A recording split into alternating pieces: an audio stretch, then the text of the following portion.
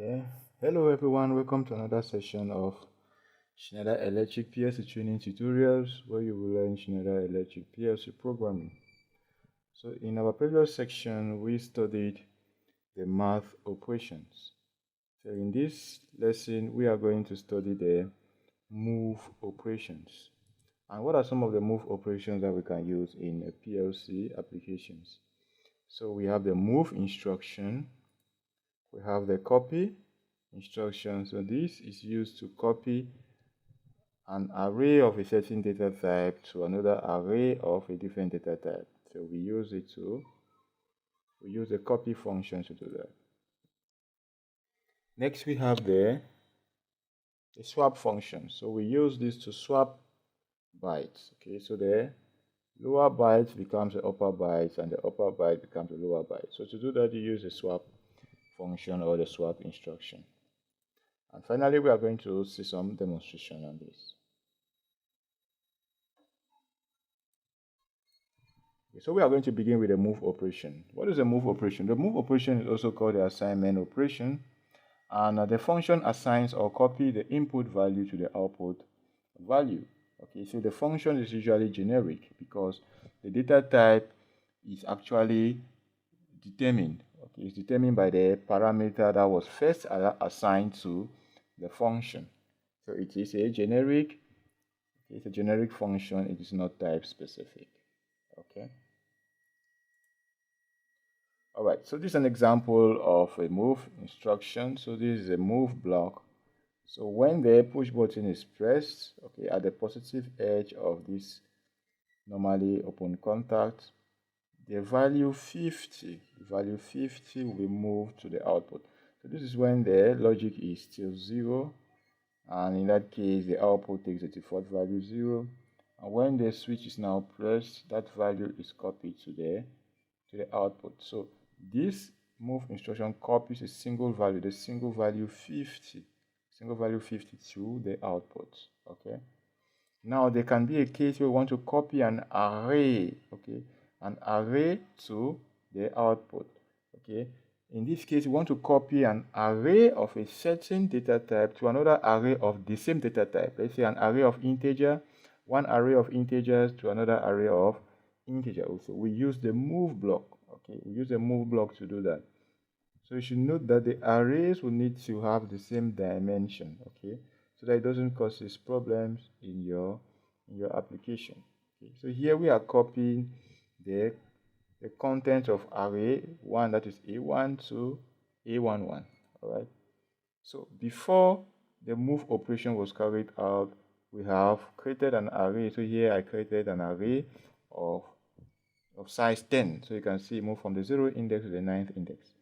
Okay, so arrays usually begins from the 0 index up to a certain number. So you have an array of 10 values, know that it will have the index 0 to 9. If you have an array of 100 values, know that it should have an index from 0 to 99. Okay, so that's how array function. The first index is always 0. So in this array, we have values 0, 1, 2, 3, 4, 3, 45, 12, 45, 45. Okay, so these are the values of this array element. These are different array elements. So this array element 1, array element 0, array element 1, right up to array element 9. Okay. Now in this case, when this move block is activated, it's going to copy these values, okay, to array 1, 1. So initially the array is 0 by default. So you can see we have also declared here array 1, 1. Okay. It also moves from the 0 index to the 9th index, and it has initial value 0. Okay, so the type is dint, and the type of this array also, okay, should be dint. They should share the same type because arrays are just a collection of items of the same data type. Okay. All right, so let's see after the move operation. So after the move operation, that is when this block has now been activated, you can now see that the content of array 1, that is A1, has been moved, okay, has been copied to the content. So it has overwritten the 00 that we had initially. So that's how we can move, okay, a group of content. This can be coming from a certain process. Okay, these values may be coming from a certain process, and you want to gather all that information and push them just by one operation. You want to gather them. Okay, this can be, we can tag this to different memory addresses, and the moment you're moving them, then you're moving a group of items to different memory locations. So when you want to do it in one strike, then you use array. So arrays become very, very important in that case. So you can use it to store information about different operations if they are similar. If it's similar operations that they have different parameters, you may store them in an array. Okay, good. So I hope that was clear enough. Okay. So now let's see how we can perform this operation. So I will open my software operation. So now it is blank. Okay. So I will start by importing the move block. Okay. So note that we can get all our functions and function blocks from this library by clicking on this icon here. This icon which says open the type library browser. So you click on it. Okay, when you click on it, the window will pop up. This window is going to pop up. So here I'm going to select this option which says lib set. Okay, so it's going to bring up all the functions that you can see here. Okay, so you can either search them manually or you can type it. So I will just type move. Okay, and hit enter. Then I will drag it to my environment, just like that. So I can close it now, and I will pick this push button. Okay, this contact, p contact. I can just give it a push button. Okay, so PB. I will not give it any memory address. I will just be using some volatile memory. Okay, not a specific memory, some internal register. Okay, so I will not assign it to any address. I will just be using it like that. So I will hit OK. Okay, so now next I will declare a variable here. Maybe I can call this variable x, for instance. Okay, also I will not give it any address, so I will just be using it like that. Okay, so I will change its type to integer. Okay, all right, and I will have an output, say y, and I will allow it to be integer, just like that. Okay, good. So I have now my move block. Okay, note that this move block also, you can send it, you can search it just by right clicking on the environment and going to data selection. From data selection, you can just type move. If you know the name of the block, just type move, and then it will bring the block up and you can paste it. Okay, so that's another way. Okay, and another way is right clicking on the environment again and choosing functions and function block assistance. Okay, and it's going to open this block. Okay, you can search it if you so desire. Okay, you can search it from here if you so desire. You realize that it has opened this library. Okay, because this is that library. Okay, libset. So here you have all the different types of functions and all. So you can search what you want in this bar. Okay, and then it's going to come up. Okay, so those are different ways, or you can just simply just type it move. For example, you come up, then you can select it and then you paste. Okay, so it depends on whichever way you want to select the block. Okay, so now let's build a project. So I'll go ahead and analyze the project, then I will build it.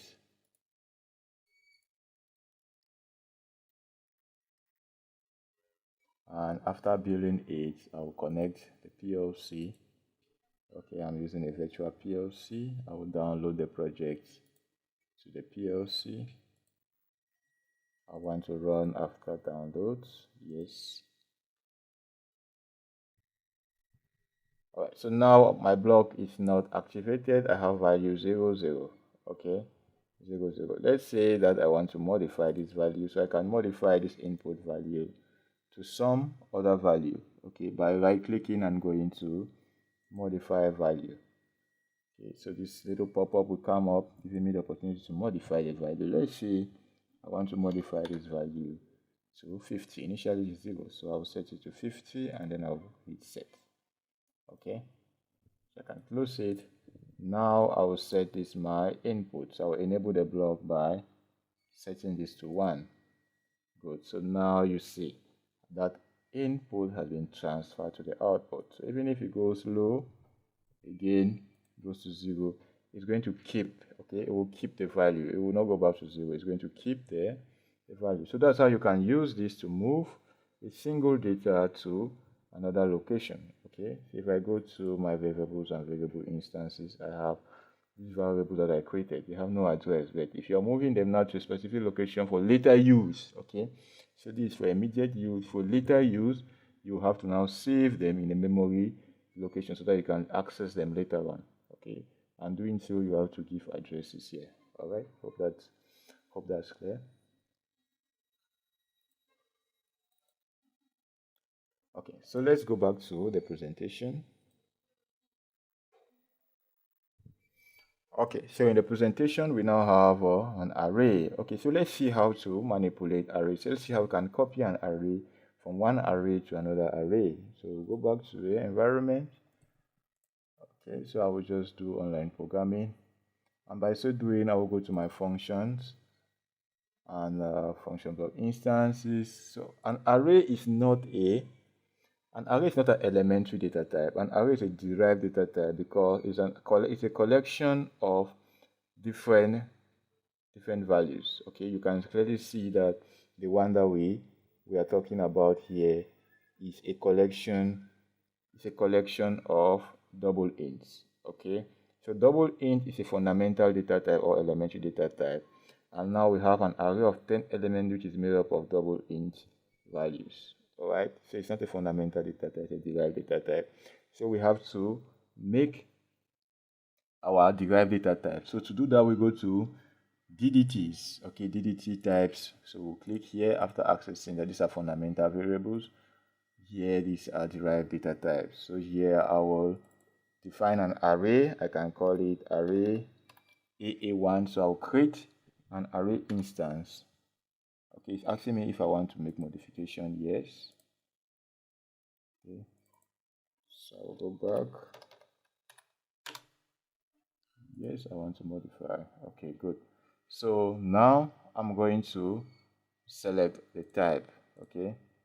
So it can be two types. Derived data type can be of two types, struct or arrays. But we'll focus on arrays. Okay. So I'll click here and select arrays and hit OK. So we'll pull up this window. So pull up this window, I will now select my array type. So here first I will specify the nature of the dimension. So the dimension is 10. So I will go from array 0 to array 9. So by default it is boolean. I don't want an array of boolean, but rather I want an array of double integer. So I'm going to select array of double integer from this table, and to do that I will select this option. Okay, then I'll click OK. Good. So I now have my array of double integer. So you can see that I have my array elements up to 10. So it has been created here. Okay, array 0 right up to array 9. Right, so this little arrow that you see here shows that we are not analyzed the project, so we can't use this. So to use it, we first of all have to analyze it. Okay, so you have analyzed it, you see that it has gone away. And this is our array. So here you may decide to put comments if you want. Okay, if you don't want, you allow it like that. So array int, array double int. All right. Good. So now we will now create an instance now of this array in our function block. So to do that, I will go to my variables. I will click here. Okay, you can click here to access your variables. And now I will create an instance. So I can call this A1 like we have in the presentation. Okay. So you see it has created me an array of that instance, okay, and of type AA1, of type array1. Okay, so you could have browsed for it if it was not there to search for the type. You could have browsed for it. Okay, you could have browsed for it, and then you find it. You find it here. All right. Okay, so I will create another array also, A11. Alright, so you can see I have my array element. You can give them values here if you so desire. Alright, give them default values. And here I have my second array here.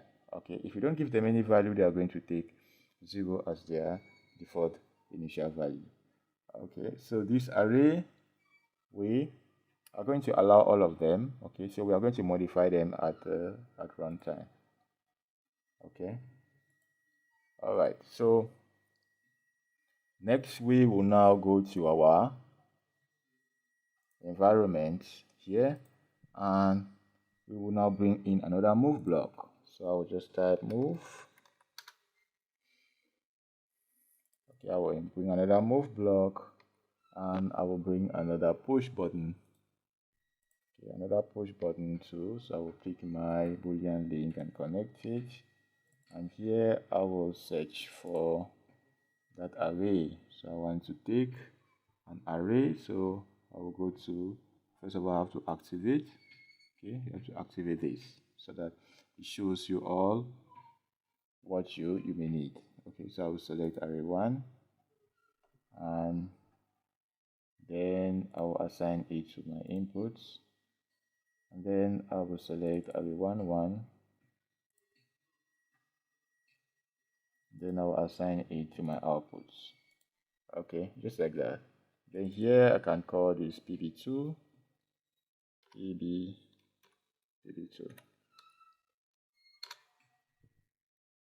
Okay, so again I'm using just an ordinary memory, so I'll just allow it like that and validate. Okay, so I failed to mention one thing under these arrays. Okay, you can give them addresses like I was explaining. Okay, if you're moving them to particular addresses, you can give them different addresses so that by one click you're modifying group of addresses. Okay, right, so hope that is that's understood. All right, so I now have this. What I'm going to now do is I will now build a project.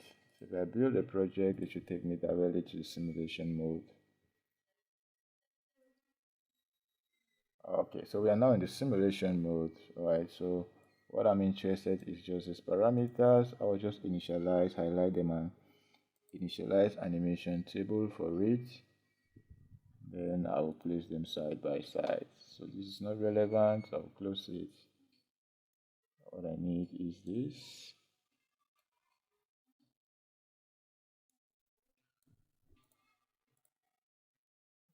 Okay, I didn't highlight all the data. I'll have to select them. You have PB2 and array1. Okay, so PB2 and array1, they are there. Okay, I'll just resize the window for a clearer view. Then I will zoom this a little bit. Okay, so I hope that it's okay. All right, so let's open what the values and see what they are. So currently they are all 0 0. Okay, so if we turn on this push button, so we'll go to modify. If we turn on this push button to high or low, nothing happens because the value is 0 0 will be moved to 0 0 and so on. So nothing really changes. All right, so I will push it down. I've done that. I'll modify these values. Okay, to say maybe 6, maybe 8, maybe 56, and maybe say 89. So there can be any value. Okay, maybe here say 1. Let's say here is 65. Let's say here is 9. Okay, let's say here is 8. Good. Okay, so let's allow it like that. Now on a high transition, okay, from 0 to high transition of this logic, these values will be copied to this location. Okay, these values will be copied to this location. Oh, sorry, I have instead modified the wrong array. Okay, so still no problem with that. I'll just modify this to some values. Okay, because they are going to override those other values.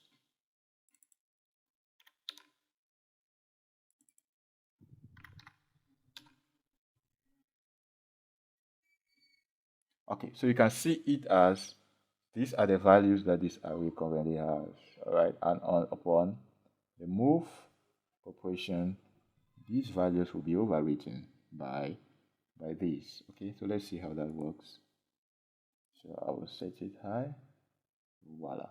Okay, so you can clearly see that the array 1 has been overwritten by contents of array 1. Okay, so that's how you can move a block of data to another block of data. Okay, hope that was intuitive enough to understand. All right. Okay, so let's go back to the presentation. Okay, so we are going to end here for this presentation, and in the next presentation we will continue with the copy instruction. Okay, so thank you very much for watching, and stay tuned, and don't forget the part 2 of this video. Okay.